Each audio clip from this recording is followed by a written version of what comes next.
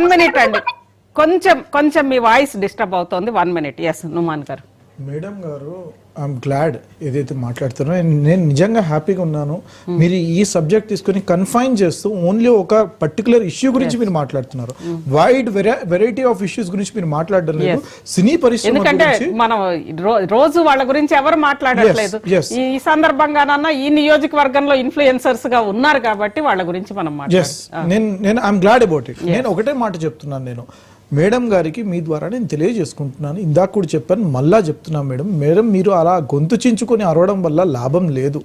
మీరు ఆమ్ ఆద్మీ పార్టీకి women president అని చెప్పారు. మీరు ప్రొడ్యూసర్గా, డిస్ట్రిబ్యూటర్గా మీరు పనిచేసుకుంటున్నారని చెప్పారు. యాక్ట్రెస్ గా కూడా ఉంటూ మీరు మల్టీ ఫ్యాసెటెడ్, మల్టీ టాలెంటెడ్ అని మీరు చెప్తున్నారు. మీరు ఒక్క రోజైనా సరే ఒక రిప్రజెంటేషన్ తీసుకుని ఏ రోజైనా కోమటిరెడ్డి వెంకటరెడ్డి గారిని కలిశారా? ఏ రోజైనా కలిశారా? కలిస్తే డేట్ చెప్పండి, టైం చెప్పండి.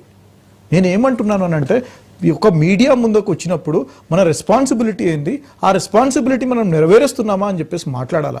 అంతేగాని మైక్ ఉంది కదా అని చెప్పేసి ఇష్టం వచ్చినట్టు మేము అరుస్తామని అంటే కుదరదు. మీకు ఉంది కదా, మీకు టైం కావాలంటే టైం నేను ఇప్పిస్తా, మీకు టైం కావాలంటే నేను మీతో పాటు వస్తాను. నేను 100% నేను చెప్తున్నాను. నేను మీకు I will give you my number through the team. మీరు నాతో రిప్రజెంట్ అవ్వండి.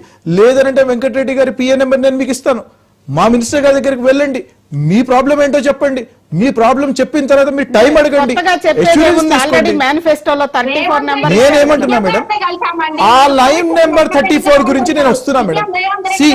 దట్ ఈస్ నాట్ సీఎం గారినే కలిసారండి.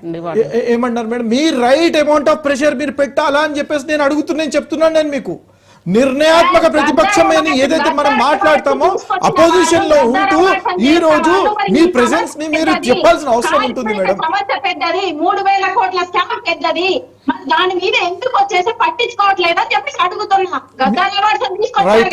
Right, very good. మీరు స్కామ్ ఉందని చెప్తున్నారు కదా మేడం, స్కామ్ ఉందని చెప్తున్నారు కదా. 3000 కోట్లు కాంగ్రెస్ ప్రతిపక్షంలో ఉన్నప్పుడు సీతక్క గారు గాని, బట్టి విక్రమార్క గారు గాని అందరు ఇళ్ళ ఆ స్కామ్ గురించి మాట్లాడొచ్చారండి. రైట్, మీకు ఉంది అంతేనా? హేమ గారు మేనిఫెస్టో, అదే అండి, మేనిఫెస్టో చైర్మన్ ప్రభుత్వం ఉన్నప్పుడు మాత్రం మాట్లాడతారు.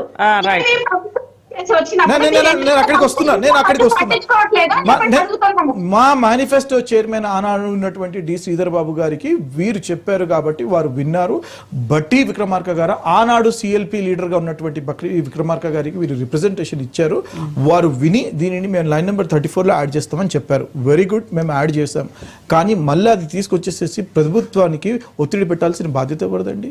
వీరు ఒకవేళ కేసు వేస్తుంటే కేసుని వాళ్ళు చూడట్లేదా సార్? ప్రతి ఒక్క చిత్రపూరి కాలనీ సమస్యల మీద ప్రతి వీక్ మేము ధర్నాలు చేస్తూనే ఉన్నాము.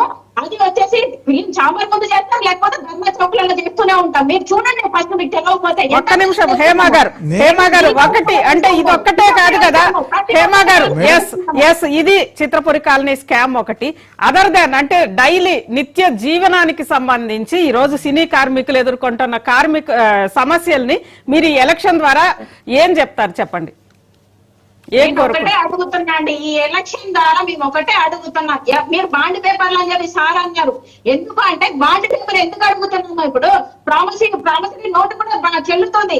ఇప్పుడు వీడియో కూడా వచ్చేసి కోర్టు దాన్ని కూడా కన్సిడర్ చేస్తున్నప్పుడు ఈ వీడియోస్ కానీ ఎవరైనా ఒక ఏంటిది ఎమ్మెల్యే కానీ వచ్చేటప్పుడు మేము ఈ ప్రామిస్ అన్నప్పుడు ఆ ప్రామిస్ అదే కాదు కాంగ్రెస్ ఇచ్చి మరి చేయకపోతే వీళ్ళ మీద ఎందుకు చర్య తీసుకోరు అని చెప్పేసి అడుగుతున్నాం. ఎందుకంటే మన చట్టాలు మన చేతుల్లోనే ఉన్నాయి, మనం ఏదంటే అదే ఉన్నాయి. అట్లా కాకుండా వచ్చేసి ఈసారి బాండ్ పేపరా లేకపోతే డైరెక్ట్ వీడియోలు ఉంటాయి, మేము చేస్తాము అన్న పని చెయ్యకపోతే మినిమం ఒక 2 years కూడా కాదు, 6 months 1 year లో ఎవరైతే ఏ రాజకీయ నాయకుడైతే ఎమ్మెల్యే అయిన తర్వాత ఆ పని చేయకపోతే అతను అనర్హుడు అని చెప్పేసి ఖచ్చితంగా వాళ్ళని డిమాండ్ చేశారు. లేకపోతే అడగాలని చెప్పి ప్రతి నేను ఏంటి జూబ్లీస్ కాన్ఫరెన్స్ లో ఉన్న ప్రతి ఓటర్ని అడుగుతున్నాను. అలాగే సినిమా పరిశ్రమకు 40,000 మేడం, మీరు మీ ఫ్రేమ్ లో నేను చూస్తున్నాను వెనకాల 3 వ్యక్తులు కనబడుతున్నారు.